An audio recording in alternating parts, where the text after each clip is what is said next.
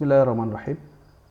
Kita lanjutkan panduan kita. Kita akan masuk di view, karena nanti untuk memudahkan pembelajaran kita harus melihat hasilnya dong. Maka kita butuh view atau butuh tampilan yang akan kita lihat di blog yang akan kita buat nantinya. Baik, sebagai dasar kita akan belajar dulu terkait dengan Laravel Blade. Laravel Blade itu adalah template engine yang default dari pertama kali Laravel dirilis, kalau nggak salah dia sudah pakai Blade template ini, dan begitu perkembangannya kesini, semakin kesini mereka lebih banyak menggunakan JavaScript ya. Seperti React, kemudian ada Vue, bisa juga sepertinya pakai Svelte ya. Itu nanti kita akan belajar ke sana, tapi sebagai dasar dulu kita akan menggunakan Laravel Blade, dan nanti kita gabungkan menggunakan Tailwind, CSS, dan juga menggunakan Alpine.js sebagai untuk biar bisa berinteraktif ya. Kurang lebih tampilan kita lebih interaktif, seperti misalkan button drop down dan sebagainya.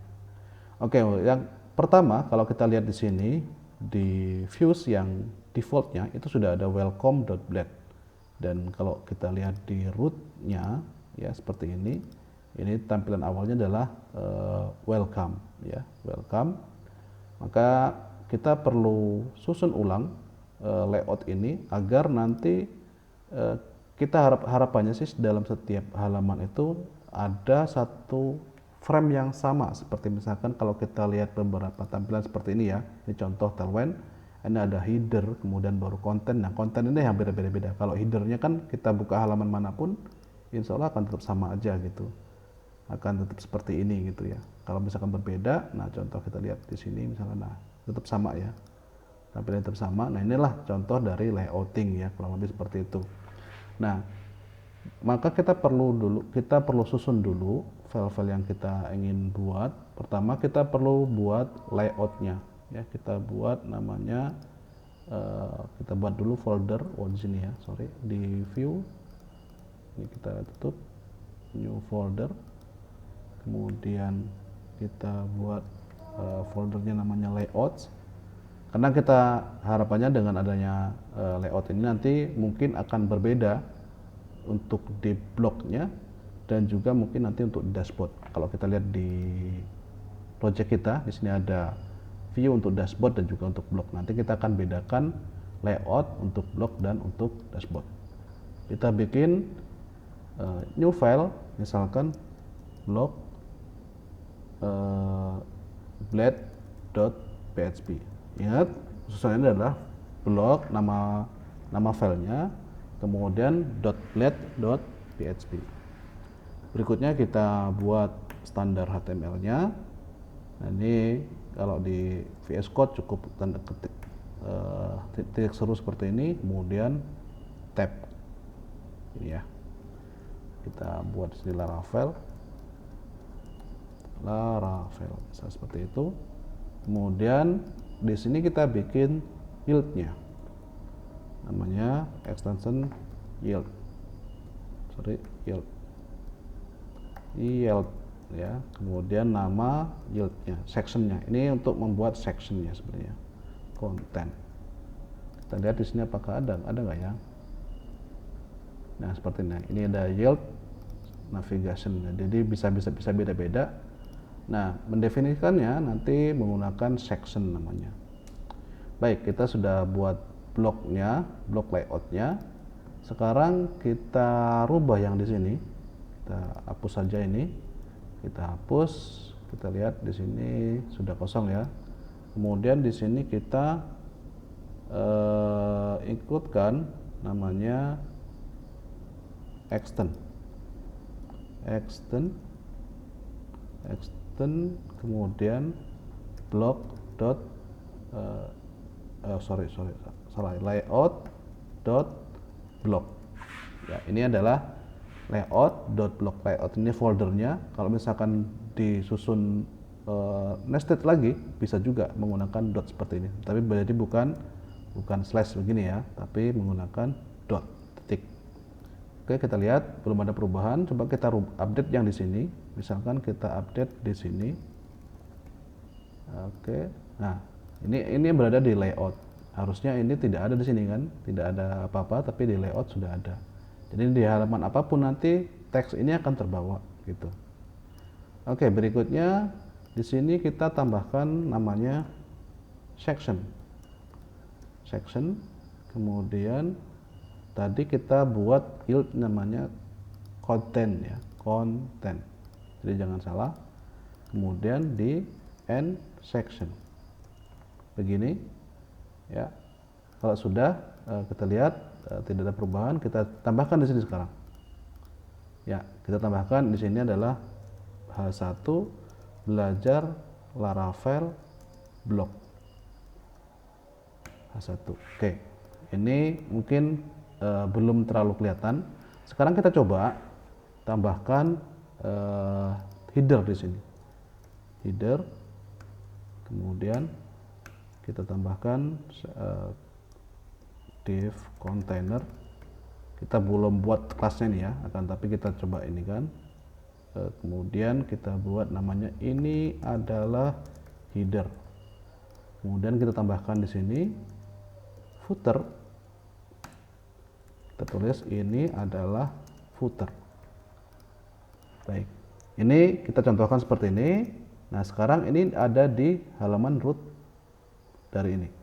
Dari blog kita. Sekarang coba kita bikin root baru. Namanya kita copy saja. Kita copy misalkan ini adalah blog.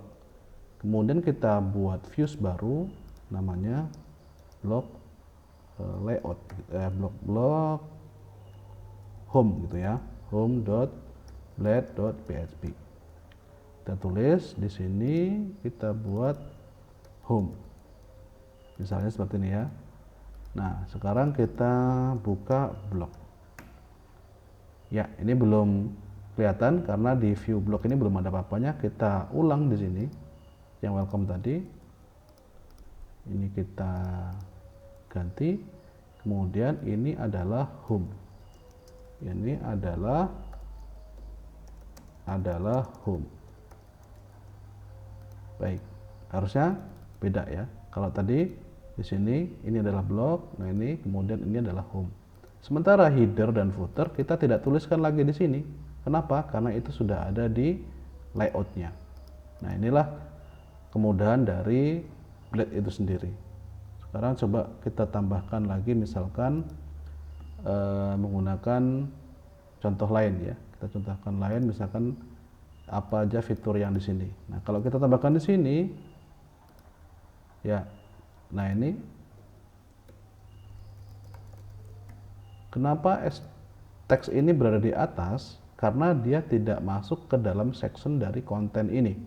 Gitu. Kalau kita pindahkan dia di sini, dia akan pindah sesuai dengan posisinya. Itulah fungsi dari section itu sendiri. Nah, kalau misalkan tidak kita taruh di sini, nanti kita lihat di shortnya, dia berada di luar dari section line, di luar dari konten HTML itu sendiri, ya, dari layoutnya keluar dia. Inilah fungsi dari section untuk membatasi bagian mana di layout itu sendiri.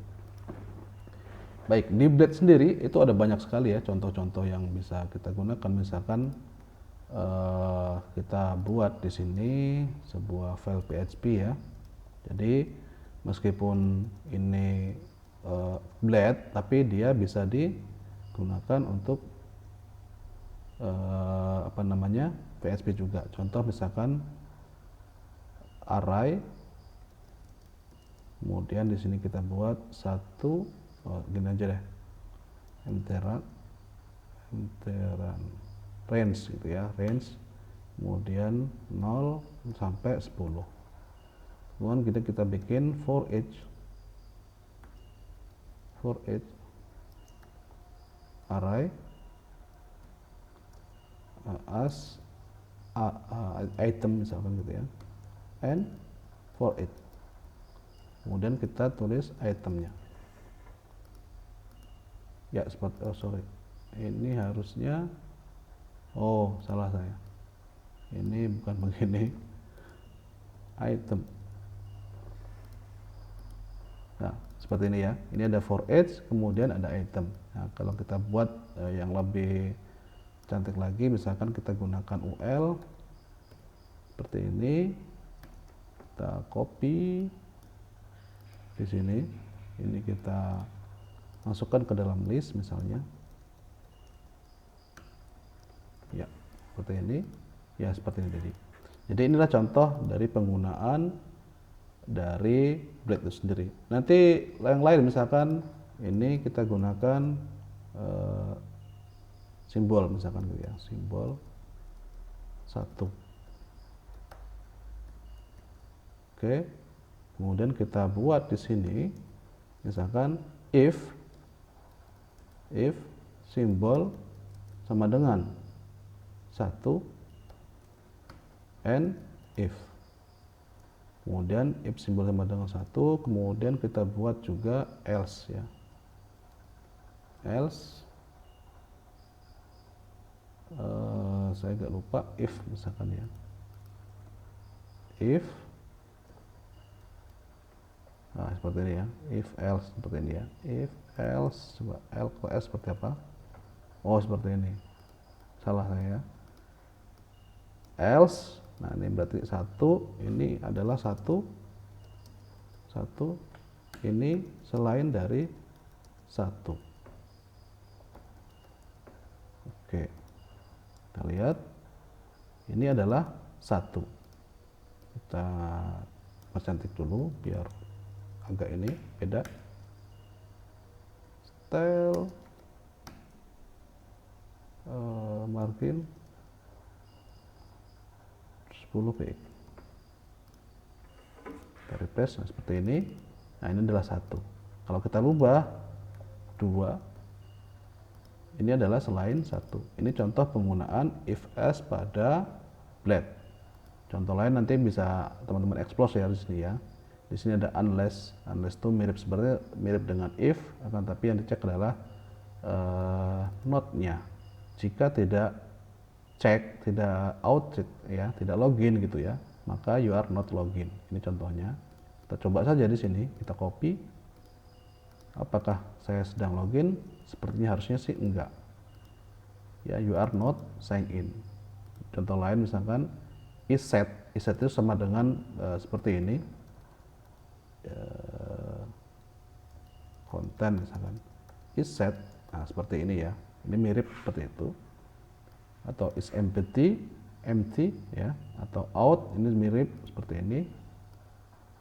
Nah, kita coba lihat tes jika out, ini kalau authentic, ini kalau login.